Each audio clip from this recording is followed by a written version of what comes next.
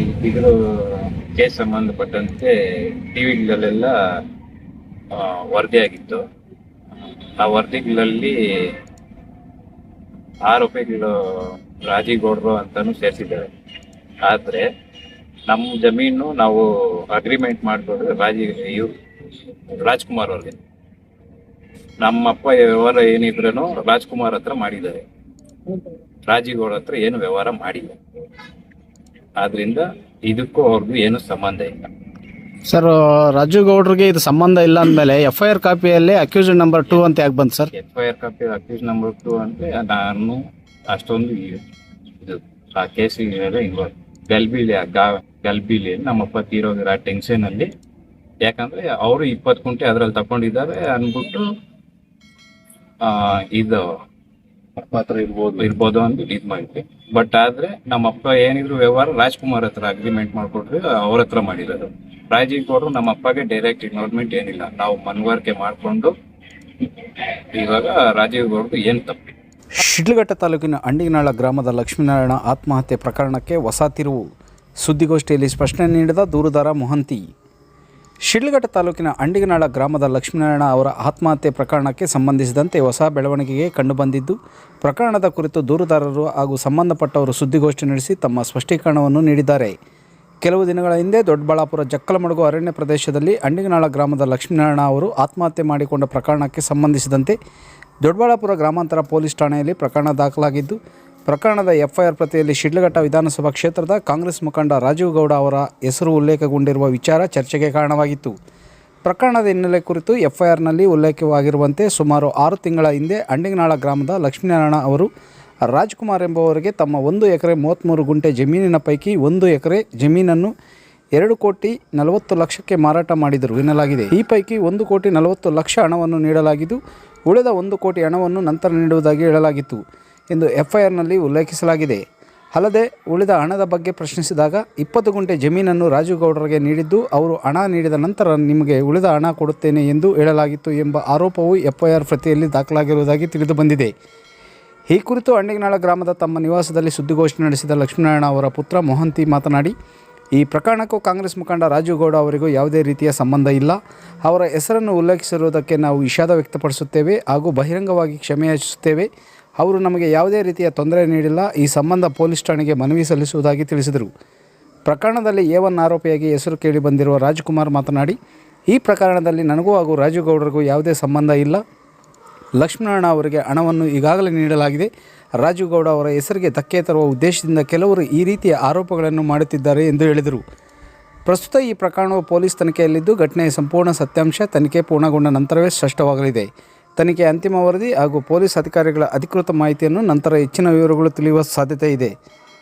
ಸುದ್ದಿಗೋಷ್ಠಿಯಲ್ಲಿ Mohanty L, Jayaram BM, Sudarshan BM, Govindaraju, Darshan CN, Gajendra K ಸೇರಿದಂತೆ ಇತರರು ಉಪಸ್ಥಿತರಿದ್ದರು. ಈ ಸುದ್ದಿಯಲ್ಲಿ ಉಲ್ಲೇಖಿಸಲಾದ ಆರೋಪಗಳು FIRನಲ್ಲಿ ದಾಖಲಾಗಿರುವ ಮಾಹಿತಿಯನ್ನು ಆಧರಿಸಿವೆ. ಪ್ರಕರಣವು ತನಿಖೆಯಲ್ಲಿರುವುದರಿಂದ ಯಾವುದೇ ಆರೋಪವು ನ್ಯಾಯಾಲಯ ಅಥವಾ ತನಿಖಾ ಸಂಸ್ಥೆಯಿಂದ ಸಾಬೀತಾಗಿರುವುದಿಲ್ಲ. ಸಂಬಂಧಪಟ್ಟವರ ಸ್ಪಷ್ಟೀಕರಣವನ್ನು ಸಮಾನವಾಗಿ ಪ್ರಕಟಿಸಲಾಗಿದೆ. ಕನ್ನಡ ಮೈತ್ರಿ ನ್ಯೂಸ್. ವರದಿಯಾಗಿತ್ತು. ಆ ವರದಿಗಳಲ್ಲಿ ಆರೋಪಿಗಳು ರಾಜೀಗೌಡರು ಅಂತಾನು ಸೇರಿಸಿದ್ದಾರೆ.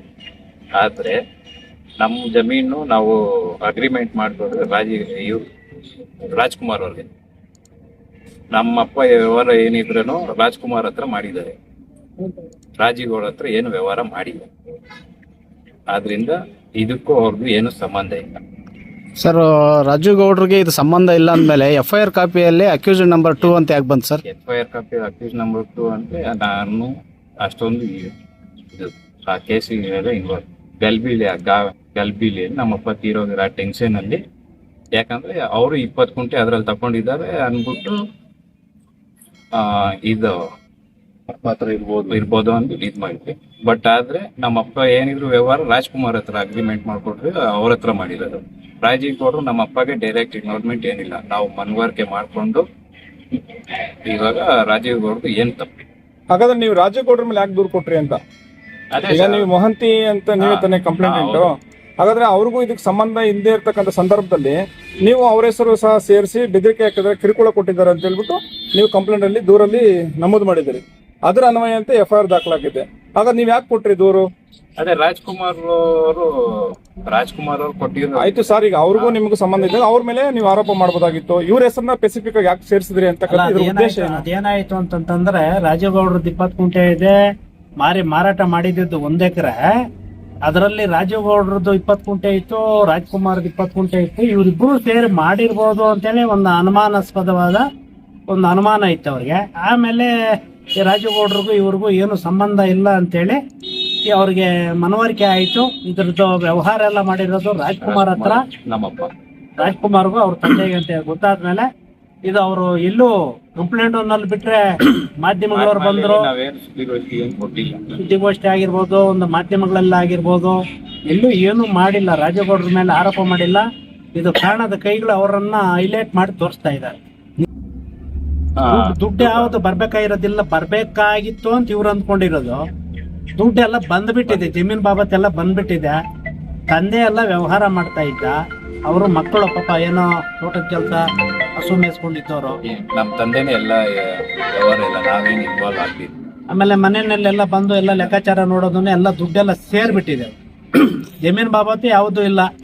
ಆ ಜಮೀನಲ್ಲಿ ಬಂದಿರೋಂಥ ದುಡ್ಡನ್ನ ಒಬ್ರು ಯಾರು ವೆಂಕಟರಮಣಪ್ಪ ಅವ್ರು, ಇವರು ಜಯಸುಧಾ ಅನ್ನೋರು ಇವ್ರನ್ನ ಮನೆ ಕಟ್ಟೋ ಟೈಮಲ್ಲಿ ನಾವು ಜಮೀನ್ ಮಾರಿ ಕೊಡ್ತೀವಿ, ನಾವು ಕೊಡಿ ಅಂತೇಳಿ ಅವರು ಒಂದು ಮೋಸ ಮಾಡಿದ್ದಾರೆ. ಅವ್ರಿಗೆ ಪದೇ ಪದೇ ಕೇಳಿದಾಗ ಅವರು ಬೆದರಿಕೆಗಳು ಹಾಕಿದ್ದಾರೆ. ಆಮೇಲೆ ಅದೇನು ಇದು ಮಾಡ್ತೀನಿ ಅದು ಇದು ಅಂತೇಳಿ ಇವನು ಭಯ ಪಟ್ಟು ಆತ್ಮಹತ್ಯೆ, ಮೇಲ್ನೋಟಕ್ಕೆ ಆತ್ಮಹತ್ಯೆ ಕಾಣಿಸ್ತಾ ಇದೆ. ಅದು ಆತ್ಮಹತ್ಯೆ ಅಲ್ಲ, ಅದು ನಮ್ಮ ಅನಿಸಿಕೆ ಪ್ರಕಾರವಾಗಿ ಅದು ಮರ್ಡರ್ ಮಾಡಿ ತಗೊಂಡೋಗಿ ಅಲ್ಲಿ ಮಲಗಿಸಿದ್ದಾರೆ. ಯಾಕಂತಂದ್ರೆ ನೀವು ಸಾವಿರಾರು ಕೇಸುಗಳು ನೋಡಿರ್ತೀರ. ಒಂದು ಬಾಯಲ್ಲಿ ನೊರೆ ಬಂದಿಲ್ಲ, ವಿಷ ಸೇರಿಸಿದ್ರೆ ಆ ವಿಷ ಸೇರಿದಾದ್ಮೇಲೆ ಪ್ರಾಣ ಹೋಗ್ಬೇಕಾದ್ರೆ ಒದ್ದಾಡಿ ಆ ಪ್ರಾಣ ಬಿಡಬೇಕು ಅಂತ ಕುರುಹುಗಳು ಏನೂ ಇಲ್ಲ ಅಲ್ಲಿ. ಯಾಕಂದ್ರೆ ನಾನು ಹೋಗಿದ್ದೆ, ಅವ್ರು ಯಾರು ಅಲ್ಲ, ನಮ್ಮ ಚಿಕ್ಕಪ್ಪ ಮಗನೇ, ನಮ್ಮ ಅಣ್ಣನೇ. ಆಮೇಲೆ 1-2 ಪಾಸ್ ಆಗ್ಬೇಕಾಯ್ತು, ಅದು ಸಹ ಇಲ್ಲ. ಅವನು ನಿದ್ದೆ ಮಾಡೋ ತರವಾಗಿ ಮಲ್ಕೊಂಡಿರೋದು ಇದೆ. FIR ಏನು ದಾಖಲೆ ಮಾಡಿದಿರೋ ಈ ಥರನೇ ನಡೀತು ಅಂತ ಹೇಳಿದಿರಿ. ಈ ಮಾಹಿತಿ ಎಲ್ಲ ನಿಮಗೆ ಗೊತ್ತಿತ್ತಾ ಇಲ್ಲ ಅಂತ ಹೇಳಿದ್ರೆ ಯಾವ ಥರ ಸರ್ ಅದು? ಇಲ್ಲ ಆದ್ಮೇಲೆ ಸರ್ ಗೊತ್ತಾಗಿದೆ. ಯಾಕಂದ್ರೆ ವ್ಯವಹಾರ ಎಲ್ಲ ದೊಡ್ಡವ್ರು ನೋಡ್ಕೊಂತೆ, ನಾವು ನಮ್ಮ ಅಣ್ಣ ತಲೆ ಅದಕ್ಕೆ ಏನಾಗ್ತ ಇನ್ವಾಲ್ವ್. ಯಾಕಂದ್ರೆ ಮನೇಲಿ ಒಬ್ರು ಯಜಮಾನ್ತನ ಕಟ್ಕೊಂಡಿದ್ದಾರೆ. ಇವ್ರಿಗೆ ಏನು ಗೊತ್ತಿಲ್ಲ ಸರ್. ಇವ್ರ ಭಾವ ಅವ್ರಿಗೆಲ್ಲ ಗೊತ್ತಿತ್ತು. ಇವ್ರ ಭಾವ ಹತ್ರ ಎಲ್ಲ ಅವರು ನಮ್ಮ ಅಣ್ಣ ಅದನ್ನ ಮಾಡ್ಕೊಂಡಿದ್ದ. ಅವ್ರನ್ನ ಕರೆಸ್ತಾ ಇದ್ವಿ. ಅವ್ರೇನೋ ಬೆಂಗಳೂರಲ್ಲಿ ಇದಾರಂತೆ. ಅವ್ರು ಇದ್ದಿದ್ರೆ ಎಲ್ಲ ಕರೆಕ್ಟ್ ಆದ ಮಾಹಿತಿ ಕೊಟ್ಟಿರೋರು. ಅವರು ಏನ್ ನಡುತ್ತೋ, ದುಡ್ಡು ಯಾಕೆ ಬಂತು, ಆ ದುಡ್ಡು ಎಲ್ಲಿ ಕಳ್ಕೊಂಡೆ, ಅವ್ರು ಏನ್ ಧಮಕಿ ಹಾಕಿದ್ದಾರೆ, ನಾನೆಲ್ಲ ವಿಡಿಯೋಗಳಲ್ಲೆಲ್ಲ ಬಂದಿದೆ. ಅದು ಅವ್ರು ಮಾತಾಡಿರೋದು ಈ ಟಿವಿಗಳಲ್ಲೆಲ್ಲ ಬಂದಿದೆ. ಸರ್, ಈಗ ನೀವು ಕೊಟ್ಟಿರೋ ದೂರು ಅಲ್ಲಿಗೆ ಸತ್ಯಕ್ಕೆ ದೂರವಾದದ್ದ, ಸುಳ್ಳು ದೂರ ನೀವು ಕೊಟ್ಟಿರತಕ್ಕಂಥದ್ದು? ಗೊತ್ತಿಲ್ದಿರ ರಾಜೇಗೌಡರ ಮೇಲೆ ಕೊಟ್ಟಿದ್ದಾರೆ. ಈಗ ಅವ್ರ ಮೇಲೆ ಸುಳ್ಳು ದೂರು ಕೊಟ್ಟಿರೋದ್ರಿಂದ ಅವ್ರ ಇಮೇಜ್ ಎಲ್ಲ ಡ್ಯಾಮೇಜ್ ಆಯ್ತಲ್ಲ ಸರ್. ಈಗ ಮಾಧ್ಯಮಗಳೆಲ್ಲ ಬಂತು, ಈಗ ಅವ್ರ ಇಮೇಜ್ ಎಲ್ಲ ಡ್ಯಾಮೇಜ್ ಆಯ್ತು. ಅದನ್ನ ಯಾವ ತರ ನೀವು ಇದ್ ಮಾಡ್ಕೊಡ್ತೀರಿ ಅಂತ? ಅದು ತಪ್ಪಾಗಿದೆ. ನಮ್ಮ ಹುಡುಗನಿಂದ ಮಾಹಿತಿ ಕೊರತೆ ಆಗಿ, ತಿಳುವಳಿಕೆ ಇಲ್ದಿರ ಆತರ ಪಟ್ಟು ಅವ್ರ ಮೇಲೆ ಒಂದು ದೂರು ಕೊಟ್ಟಿದ್ದಾರೆ. ಆಮೇಲೆ ಅದು ಮನವರಿಕೆ ಆಗಿ ಬಹಳಷ್ಟು ಜನ ಮಾಧ್ಯಮಗಳವರು 3 ದಿನದಿಂದ ಬರ್ತಾನೆ ಇದ್ದಾರೆ. ಅವ್ರ ಬಗ್ಗೆ ಇಲ್ಲಿ ಏನು ವಿಡಿಯೋ ಆಗ್ಲಿ ಮೀಡಿಯಾ ಆಗ್ಲಿ ಅದ್ರ ಬಗ್ಗೆ ಅವ್ರ ಬಗ್ಗೆ ಯಾರು ಏನು ಮಾತಾಡಿಲ್ಲ. ಅದೊಂದು ತಪ್ಪಾಗಿದೆ. ನಮ್ಮ ಕಡೆಯಿಂದ ಕ್ಷಮೆ ಇರ್ಲಿ ಅಂತೇಳಿ ನಾವು ಕೇಳ್ಕೊಂತ ಇದ್ವಿ. ಅಲ್ಲ ಸರ್, ಇನ್ಸಿಡೆಂಟ್ ಆದ್ಮೇಲೆ ರಾಜೇಗೌಡರ ಅವ್ರಿಗೆ ನೀವು ಈ ಮಧ್ಯದಲ್ಲಿ ಏನಾದ್ರು ಕಾಲ್ ಮಾಡಿ ಇದ್ರ ಬಗ್ಗೆ ತಿಳಿಸಿದ್ರಾ? ನಿಮ್ಗೆ ಏನಾದ್ರು ಅವ್ರು ಮಾಡಿದ್ರಾ? ಸರ್, ಈಗ ನೀವು ಈಗ ಸುದ್ದಿಗೋಷ್ಠಿ ಮಾಡ್ತಾ ಇದ್ರಲ್ವಾ, ನಿಮ್ಮ ಮೇಲೆ ಪ್ರೆಷರ್ ತಂದಿದಾರಾ ಈ ತರ ಹೇಳಿ ಅಂತ ಹೇಳ್ಬಿಟ್ಟು? ಯಾರಾದ್ರೂ ಒತ್ತಡ ಹೇರಿದಾರಾ, ಎದುರಿಸಿದಾರಾ? ನಾನು ಹೇಳ್ತೀನಿ, ನಿಮ್ ಸ್ವಇಚ್ಛೆಯಿಂದ. ಈಗ ದೂರದಾರ ತಾವೇ ಅಲ್ವಾ ಸರ್? ಈಗ ರಾಜೇಗೌಡರಿಗೆ ಇದ್ರಲ್ಲಿ ಯಾವುದೇ ಪಾತ್ರ ಇಲ್ವಾ? ಇಲ್ಲ. ಜಮೀನಿಗೂ ರಾಜೇಗೌಡರಿಗೆ ಸಂಬಂಧ ಇಲ್ಲ. ಅವ್ರ ಪಾರ್ಟಿಗಳು ನಮ್ಗೆ ನಾವು ಅವ್ರ ಜಮೀನ್ ಖರೀದಿ ಮಾಡಿದ್ದಾರೆ. ಅವ್ರ ರಾಜರು ನಮ್ಗೆ ಅಮೌಂಟ್ ಸಾಲ ತೀರಿಸೋಸವಾಗಿ ನಾವು ಜಮೀನು ಅರ್ಧ ಎಕರೆ ಕೊಟ್ಬಿಟ್ಟು ನಾವು ದುಡ್ಡಿಸ್ಕೊಂಡು ಅವ್ರು ನಮ್ಗೆಲ್ಲ ಕ್ಲಿಯರ್ ಮಾಡಿಬಿಟ್ಟು ನಾವು ಸ್ವಲ್ಪ ಅಮೌಂಟ್ ಕೊಡ್ಬೇಕಂತ ಕೊಟ್ಬಿಟ್ಟಿದ್ದೀನಿ ನಾನು. ಆದ್ರೆ ಅವರು ಯಾರೋ ಗೋಂಪಟ್ಟು ಅದಿದ್ದು ಅಂತ ಹೇಳ್ತಾ ಇದ್ರು.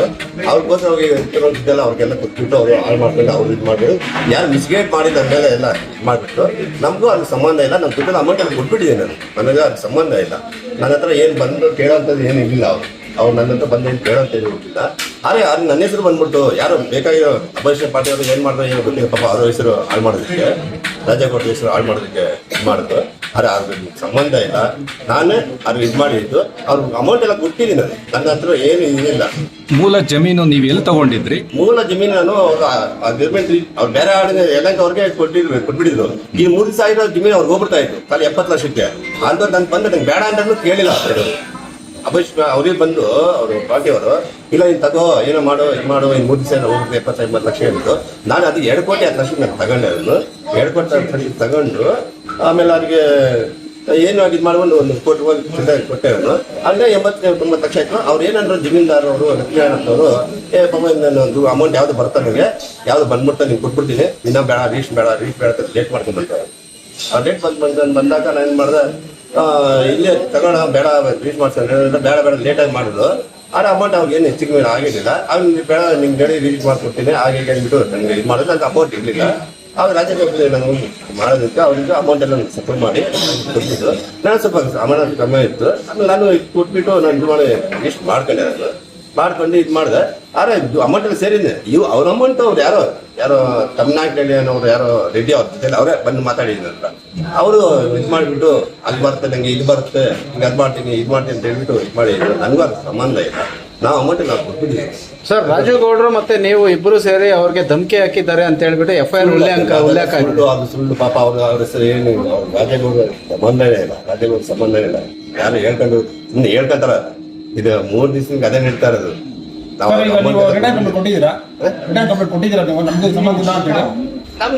ಮನೇನ ಗೊತ್ತಾಗಿದೆ ನನಗೆ. ಅಲ್ಲ 3 ದಿವಸದಿಂದ ಬರ್ತಾ ಇದ್ದಲ್ವಾ, ನೀವು ರಿಟರ್ನ್ ಕಂಪ್ಲೇಂಟ್ ಕೊಟ್ಟಿದ್ದೀರಾ? ಹೋಗಿದ್ದಲ್ಲ, ಎಲ್ಲ ಸ್ಟೇಷನ್ ಹೋಗಿದ್ದಾರೆ. ತಾವು ಹೋಗಿದ್ದೀರಾ ಅಂತ? ನಾವು ಹೋಗಿದ್ವಿ. ನಾವು ಹೋಗಿ ಸ್ಟೇಷನ್ ಹತ್ರ ಸಬ್ ಇನ್ಸ್ಪೆಕ್ಟರ್ ಮುಂದೆನೆ ನಮ್ಗೆ ಅವರು ಹೇಳಿದ್ರು.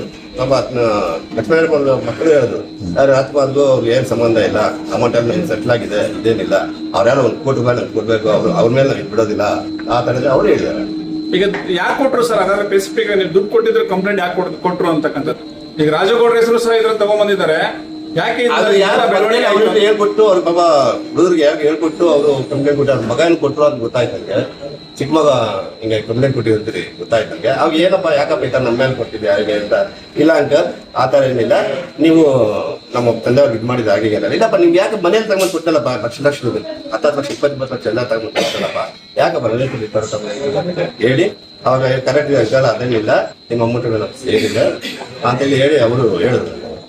ಸರ್, ಈಗ ಅವ್ರು ಆತ್ಮಹತ್ಯೆ ಮಾಡ್ಕೊಂಡಿರ್ತಕ್ಕಂಥದ್ದು ಅಥವಾ ಯಾರಾದ್ರೂ ಮರ್ಡರ್ ಮಾಡಿರ್ತಕ್ಕಂಥದ್ದು ಗೊತ್ತಾಗ್ತಾ ಇಲ್ಲ ಸರ್.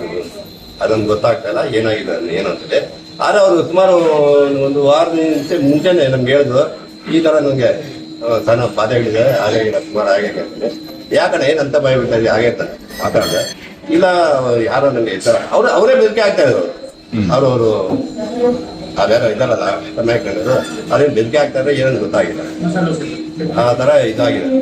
ಸರ್, ಈಗ ಮೂಲತಃ ಲಕ್ಷ್ಮೀನಾರಾಯಣಪ್ಪ ಕಡೆಯಿಂದ ನೀವು ಪರ್ಚೇಸ್ ಮಾಡ್ಕೊಳ್ತೀರಿ, ಇದರಿಂದ ನೀವು ರಾಜು ಗೌಡ್ರಿಗೆ ರಿಜಿಸ್ಟರ್ ಮಾಡ್ಕೊಡ್ತೀರಿ. ಸೆಂಟ್ರಲ್ಲಿ ರಾಜು ಗೌಡ್ರ ಮೇಲೆ ಕಂಪ್ಲೇಂಟ್ ಯಾಕೆ ಬರ್ಬೇಕು ಸರ್? ಅದು ಬೇಗ ಮಾಡ್ತಿರೋದು ಅವ್ರ ಮೇಲೆ, ಅವ್ರಿಗೆ ಸಂಬಂಧ ಇಲ್ಲ. ಅವ್ರ ಪಕ್ಕದಲ್ಲಿ ದುಡ್ಡು ಮಾಡ್ಸಿರೋದು ಯಾರೋ ಹೇಳ್ಕೊಟ್ಟು ಮಾಡ್ಸಿರ್ಬೋದೇನೋ. ಪಾಪ ಅದನ್ನ ಹೆಸರು ಇವೇ ಮನೇನೆ ಒಂಥರ ಆಗಿದೆ. ಇವಾಗೂ ಅದನ್ನ ಹೆಸರು ತೆಗಿತಾರೆ. ಆಚೆ ಇಕ್ಕಿಯ ರಾಜಕೀಯ ರಾಜಕೀಯದಲ್ಲಿ ಏನು ಕಂಡಮ್ ಮಾಡಕ್ಕೆ. ಈಗ ಸರ್, ನೀವು ಜಮೀನ್ ಮಾರಿದ್ರಲ್ವಾ ರಾಜೇಗೌಡರಿಗೆ, ಅವರೆಲ್ಲ ದುಡ್ಡೆಲ್ಲ ನಿಮ್ಗೆಲ್ಲ ಕ್ಲಿಯರ್ ಮಾಡಿದಾರ?